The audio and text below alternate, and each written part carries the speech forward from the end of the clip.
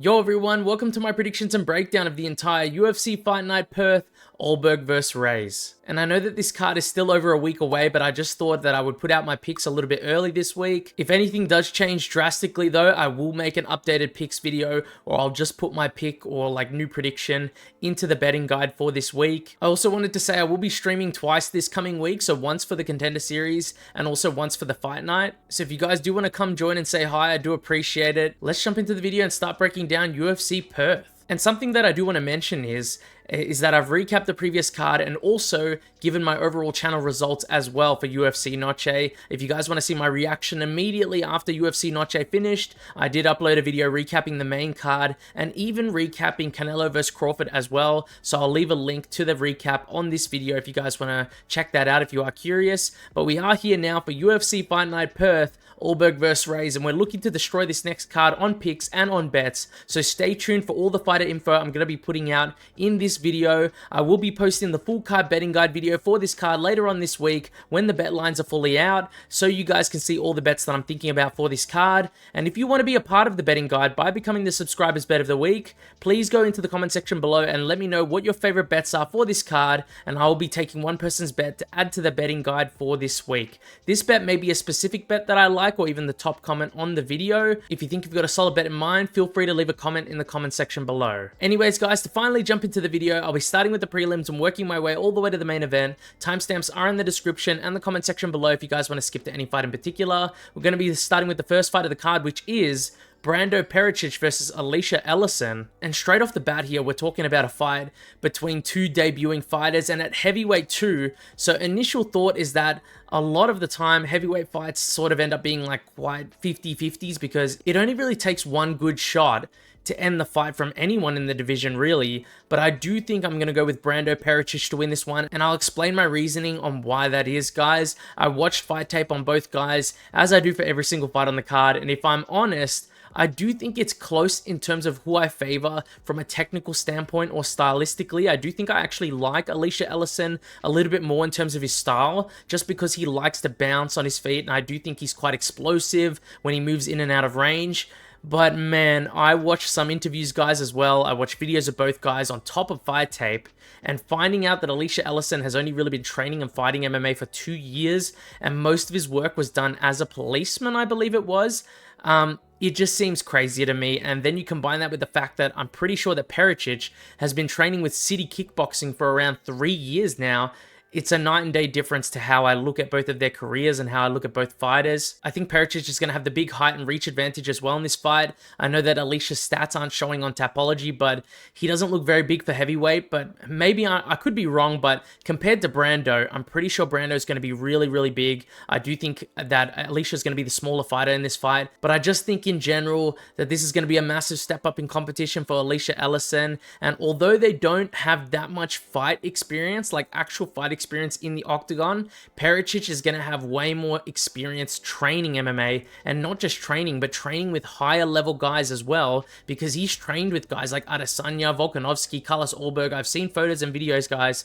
Brando Pericic is going to be the pick here. I think it's going to be a first round knockout in my opinion, but I do think a decently safe bet for this fight would be under 1.5 rounds, since it's a heavyweight fight and anything can happen, guys. It only takes one big shot to put anyone away, but I am leaning towards the guy with more MMA training experience, in my opinion, in Brando Pericic. Moving on to Michelle Montague versus Luana Carolina.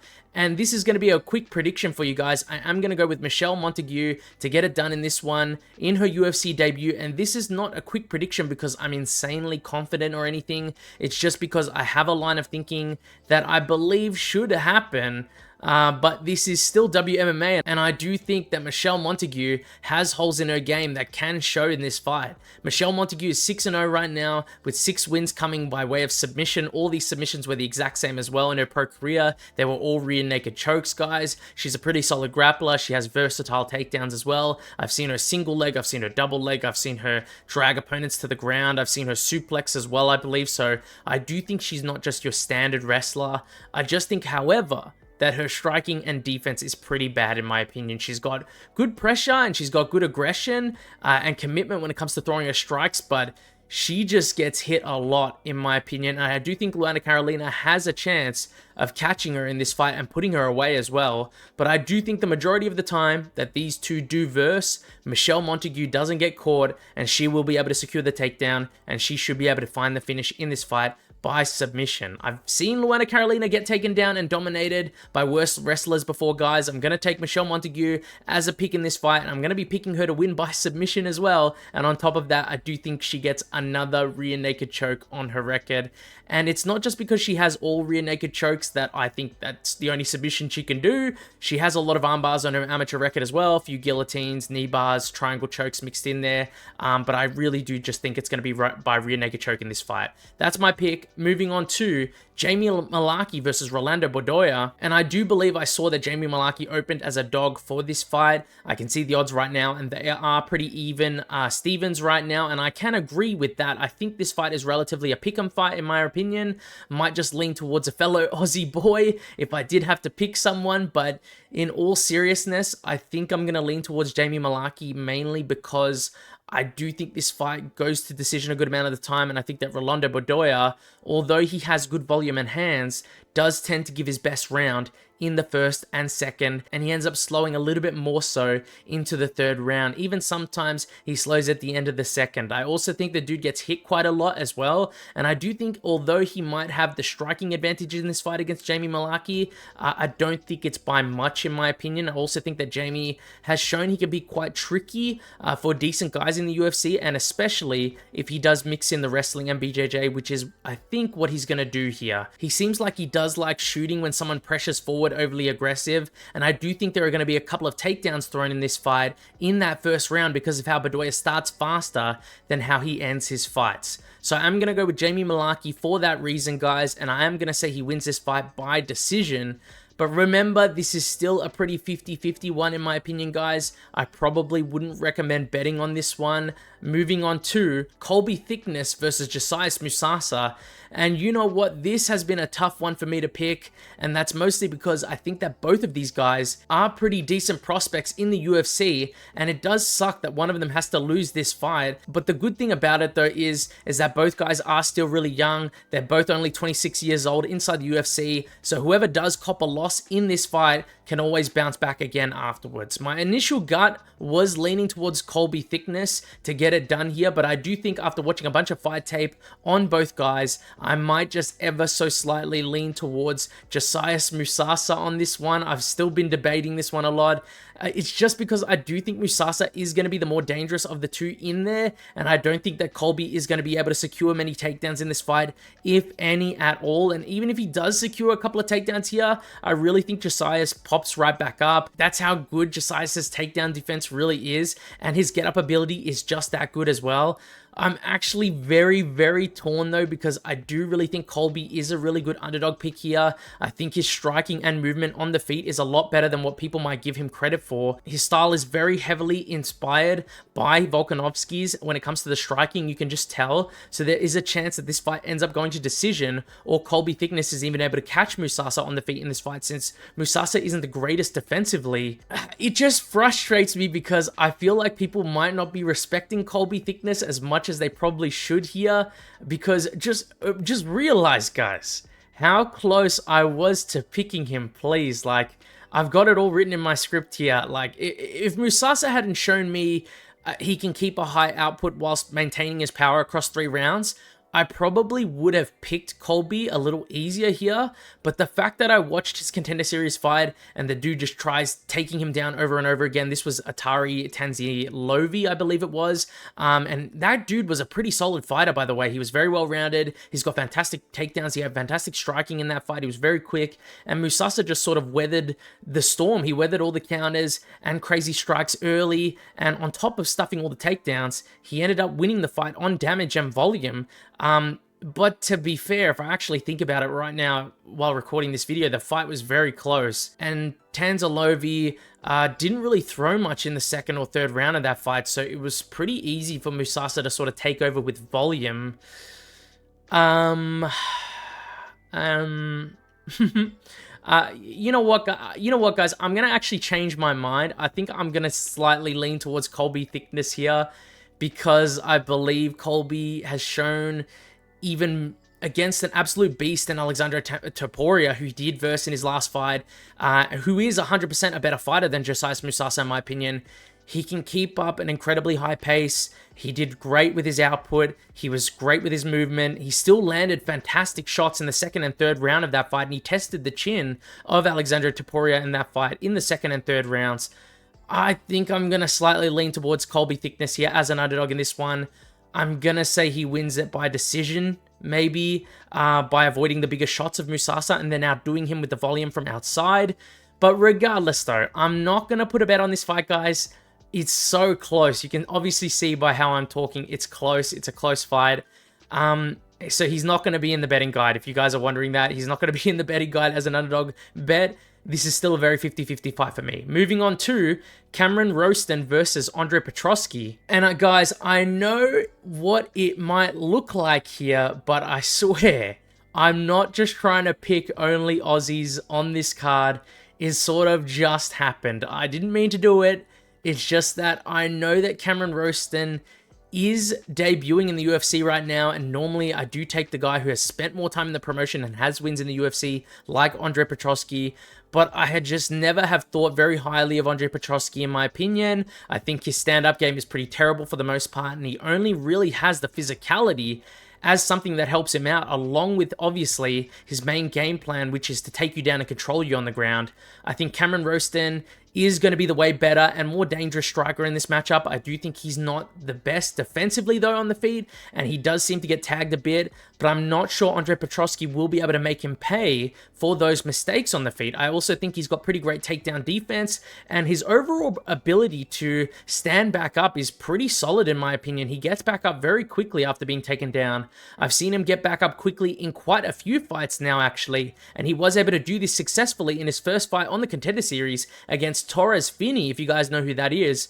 He's a very solid, stocky, and strong wrestler in the UFC. Rowston is coming off a first-round KO as well on the Contender Series on his second go-around, and he fought literally only 4 weeks ago, and right after that KO, he walked over to Dana White at the desk, and he asked to be put on UFC Perth as well. I'm gonna back someone who's that keen after a win.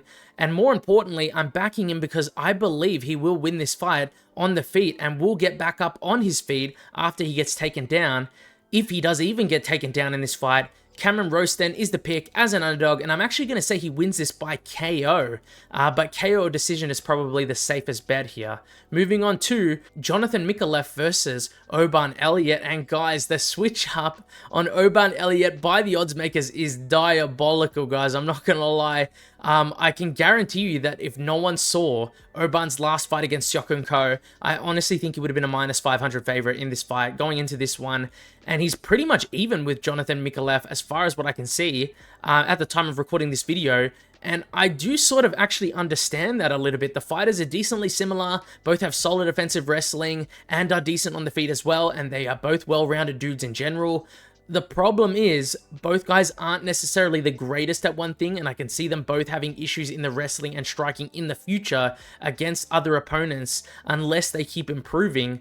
I'm pretty sure you guys can already see what happened to Oban Elliott when he versed a pretty solid aggressive striker who had great judo in Syokun Ko, and honestly, I would see him doing the same thing to Jonathan Micallef anyway, so I don't necessarily think that's the worst opponent to take a loss to, or if it's the worst opponent in terms of relevancy to this pick.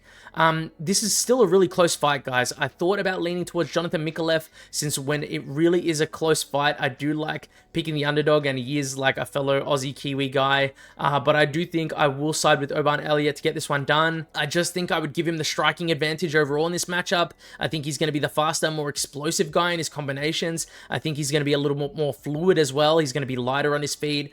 He does a good job moving in and out of range, and I think there's going to be a lot of clinching in this fight and not much taking down, in my opinion. I could see both guys trying to mix in takedowns in this fight, but I don't think either guy is going to be too successful or have too much control with the grappling. I actually would pick Oban to have more success with the offensive wrestling, I think, which might sound crazy to other people, but I've seen Micallef taken down with a nice double leg a few times on the regional scene, and I do think Oban could do the same as well if his timing is good.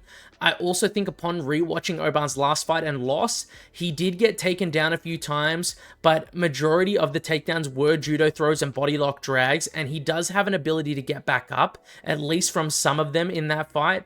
I think Micallef is mainly going to shoot singles and doubles in this fight, and I think Oban will deal with them better than the judo throws, and he will just get the better strikes off on the feet to win this fight. And I'm going to say this anyway, guys. I want you guys to come back to this video if I am right on this. When I was close to picking Jonathan Micallef, one thing was really sticking out to me a lot as a big weakness for Oban Elliott, and it was something I just can't ignore it, guys. It's more of a hunch than something that is certain to happen. But Jonathan Micallef fights southpaw, and the fighters who Oban has versed that have been southpaw do usually give him trouble, in my opinion. But that's not what I'm really going to be talking about here. It's just that when Oban fights, he always ducks out of the way with his head to the same side. It's usually he ducks to the right side, and I feel like it makes him susceptible to being hit on that right side, especially to his head. Like I said, he ducks his head straight down, and he's very susceptible to high kicks. Basil Hafez even caught him a few times up top when he switched to southpaw in their fight with some high kicks, and it's really something I've been watching. And Micallef's main weapon in his fights is his southpaw rear body kick and high kick. He dropped Kevin Jusay with it too in his fight with him, and I just keep picturing him ducking into a high kick. So if that does happen, please come back to this video, guys. Give me some props. At least say that I called it, even though I'm picking Oban Elliott to win this fight. I do think it's going to be a close decision win for Oban Elliott, but if that KO does happen, please come back. Give me some props, guys. Moving on to Loma Lookboonmee versus Alexia Tainara. And you know what, guys? I love Loma Lookboonmee, and I will be rooting for her to win this fight. But I do feel like I just can't pick her to win this one, just because I've known forever that Loma makes quite a few mistakes in the grappling, and she can be taken down and controlled by decent wrestlers as well. Alexia Tainara is really physical. She has good timing on her takedowns. She has a bunch of submissions to her name, and she has really solid control. She also has decently solid hands on top of it all. I still see Loma, though, winning the striking exchanges, but I just think because Loma is so kick dominant as a striker, I expect Tainara to time the takedown off a kick very often in this fight. And if Loma chooses to not throw kicks at all to stop her from getting those takedowns, it opens up the boxing battle more for Tainara, since Loma isn't the strongest boxer, and I think Tainara can contend with her just pure boxing. Alexia Tainara is the pick. I'm actually going to say she wins by submission here as well, maybe in the second and third round. But guys, I will say this though about Loma. She has really been improving in her offensive wrestling and grappling, and if she does manage to avoid the ground game of Tainara and stuffs the takedowns to keep this on the feed, I could easily see her winning this one. But I just really don't see her stuffing the takedowns, and once she gets taken down, I don't really see her getting out too much. I think Tainara is going to be too strong. She's going to control her on the ground in this fight. Alexia Tainara is the pick, rooting for Loma Lookboonmee though. Moving on to Navajo Stirling versus Rodolfo Bellato, and finally, guys, a legitimately easy fight for me to predict, in my opinion. It feels like I've had a lot of very close fights that could go either way for guys on this card. I am going to go with Navajo Stirling to win this fight, and I am going to say he wins it by KO as well. Rodolfo Bellato has literally been rocked and almost finished by almost everyone he's versed in the UFC till this point. Ihor Potieria almost finished this dude, and honestly, some refs might have actually called off that fight. He was taking a lot of damage on the ground and pound. Jimmy Crute also had a 10-8 round against Rodolfo Bellato in the first round, destroying him off a takedown, and then once he stood back up, he also caught him on the feet as well and almost finished him in that first round.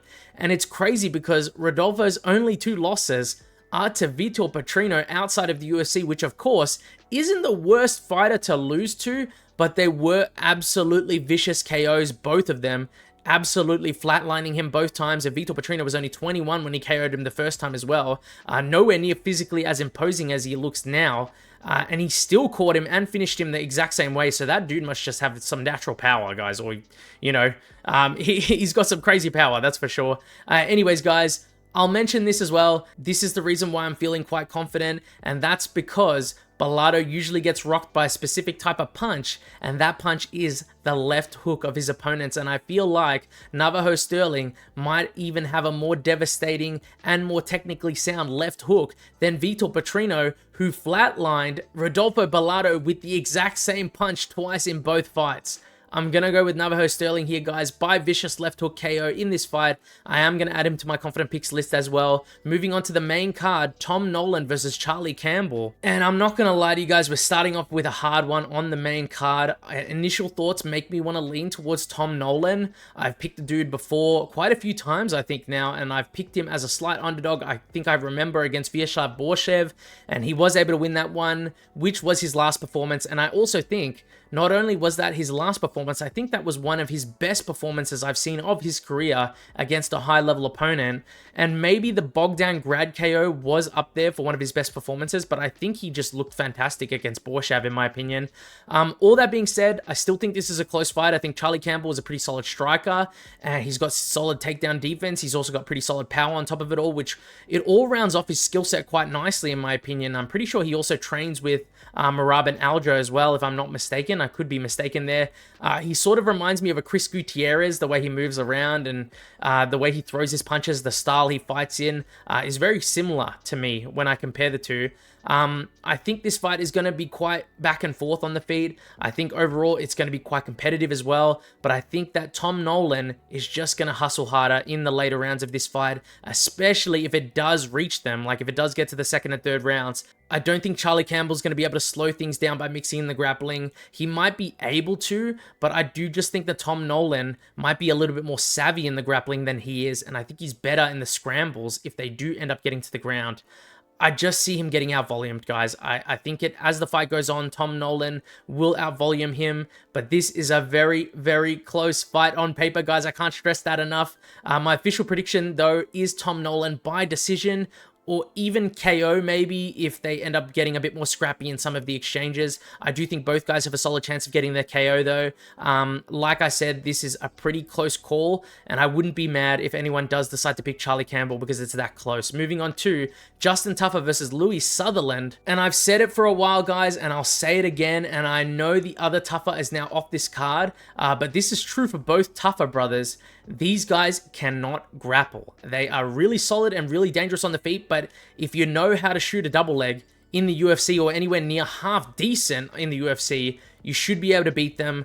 I picked Tuco Tokos as an underdog against Junior Tafa the last time he fought, and that was just because Tokos had decent wrestling. I didn't even necessarily think Tokos was that great, but the wrestling factor is just that big in my mind, guys. I think that not only can Louie Sutherland secure the takedowns in this fight, I also actually think he's not that bad on the feet either, and I think I can see him doing quite well in the UFC overall after this fight is said and done. But please, take all of this with a grain of salt, because this is the heavyweight division, guys, and anything can bloody happen, and no matter how skilled someone is, heavyweights still aren't that skilled overall when compared to the lower weight classes. Louie Sutherland is the pick, though. I am going to say he wins by KO via ground and pound, and if he's smart, he wins this fight, guys, with those takedowns. I will say this, though. I have seen Louie Sutherland make fights super boring as well. He's clinched a lot. I've got this all in my notes here, and if that's the case, you could see him win a pretty boring decision win, since the judges seem to like clinch control time sometimes, which I don't really agree with. And if he does do that, I hope Tafa puts him to sleep, I'll be honest.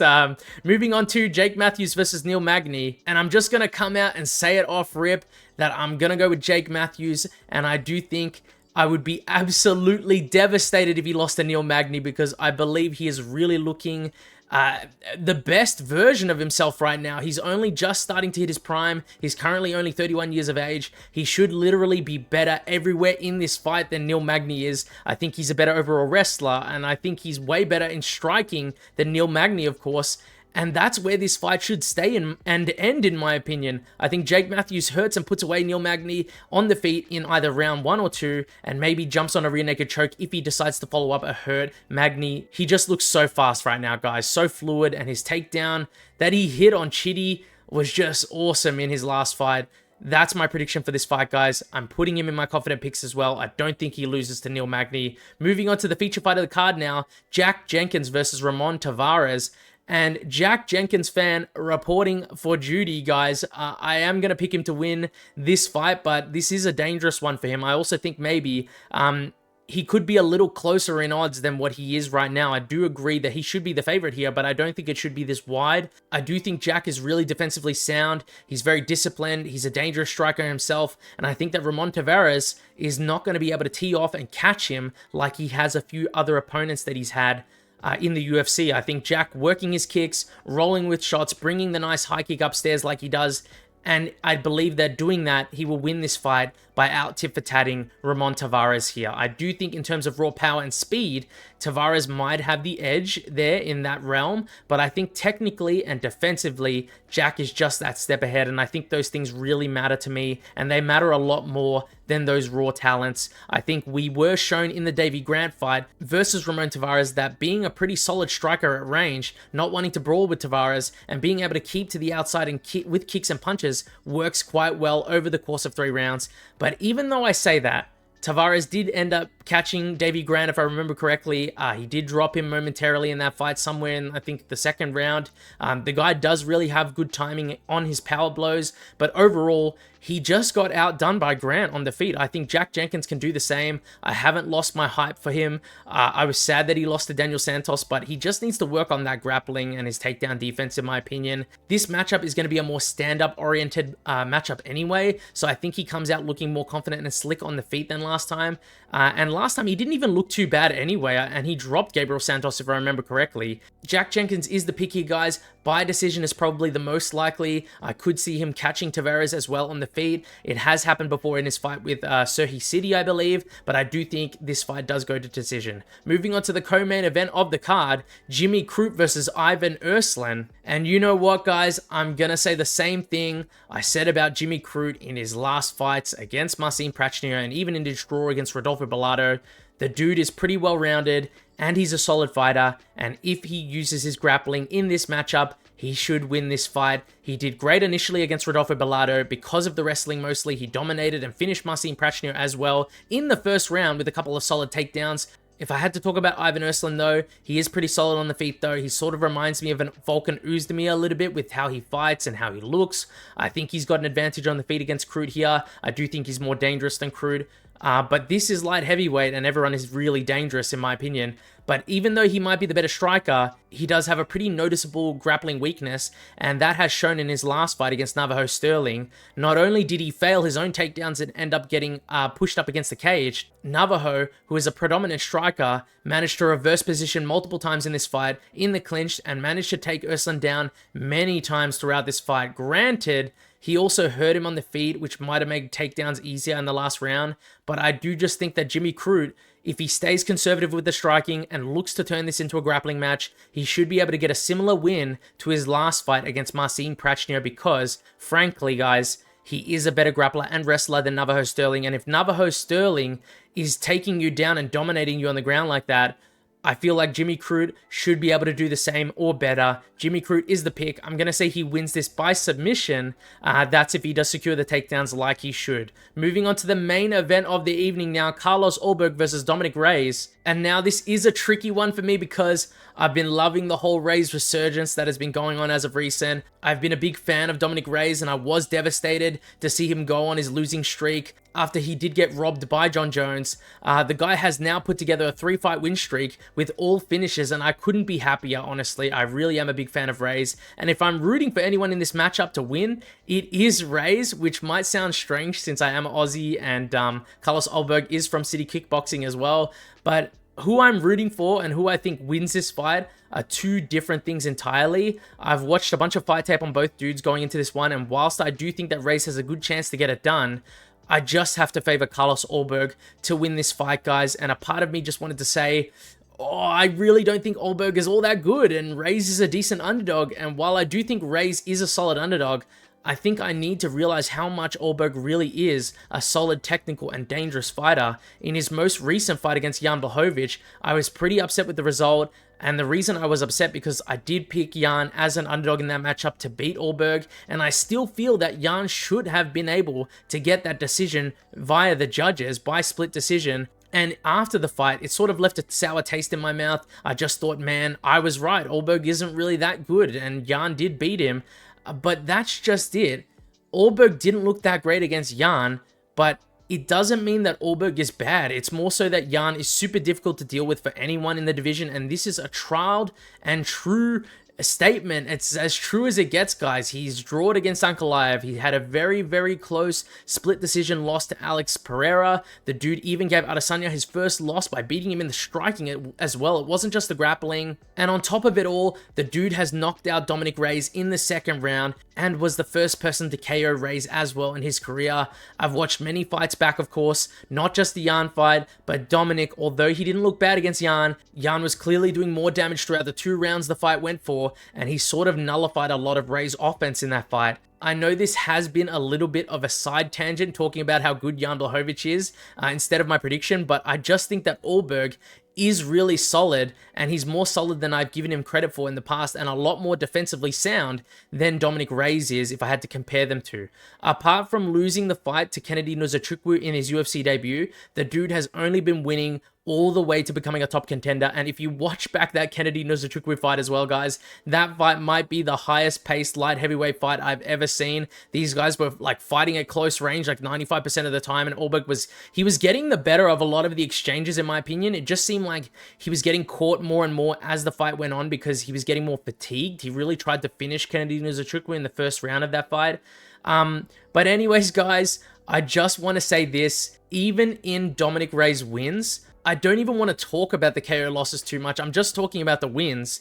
The dude does get hit quite a lot, and he does take some serious power blows. I think even in his last fight against Nikita Krylov, I remember seeing him take a few solid, like, right hooks, right hands in general. Obviously not enough to stop him from getting the KO. I'm just saying that, in general, he's very susceptible to taking some solid shots in some exchanges, at least when comparing him defensively to someone like Carlos Ulberg. And there's a reason why Dominic Reyes went on his 3 KO loss streak, and it's because defensively, there are some holes there, and they are still there, guys, in my opinion. I also think Ulberg is going to be the more technical fighter in this matchup. In the striking, I do think Reyes is probably the more powerful fighter of the two, but I think he's just not as technically sound or defensively sound, like I've mentioned many times in this video, than Carlos Ulberg. Especially with his footwork and hands, I think Carlos Ulberg is fantastic defensively with both his hands and footwork. And in this fight, I can just see Ulberg frustrating Reyes from the outside in this fight, throwing a lot of low kicks, a lot of low jabs to the body and jabs to the head as well, and just circling out of danger and the power hand of Dominic Reyes. And while Reyes might start getting more and more impatient in this fight at range, trying to find more opportunities to engage, I can see Carlos Ulberg cracking Reyes badly with a left hand as he's coming in. For some reason, I just see it happening, guys. It would be really sad if it did happen. I'm honestly thinking Carlos Ulberg hurts him with a power jab specifically, if I have to say, but he hits him with that left hand one way or another, and he puts him away in this fight. As badly as I don't want it to happen, guys, I've said this. It is just something I've been seeing in my head all week. So I am going to go with it. My official prediction for this fight is Carlos Ulberg by KO. And I'm going to say KO is going to happen in that 3rd round, but rounds 2 and 3 is roughly where I think it happens. A good amount of Dominic's best KOs usually have happened on the back foot, in my opinion. And in this fight, I see him having to be the aggressor against Ulberg, since I think he's easily going to win this fight at range, and Dominic's going to have to close the distance. I'm rooting for him, guys. I can't say it enough. I'm rooting for Dominic Reyes here against Carlos Ulberg, which might sound strange to you guys, I know, but I'm just a big Dominic Reyes fan. I do want him to win, but I am going to go with Carlos Ulberg to win this fight. That's my prediction for the main event, guys, and that wraps up my full card predictions and breakdown for the entire UFC Fight Night Perth. I think I have picked almost all Aussies and Kiwis to win their fights, if I'm not mistaken, and it wasn't on purpose, guys. I think the only person I didn't end up picking might have been Jonathan Micallef against Oban Elliott. But if you guys have any thoughts or any questions regarding the card or my picks, feel free to leave a comment in the comment section below, and I will reply to every single comment that I do see in the comment section below. Thanks for watching, and see you guys next time.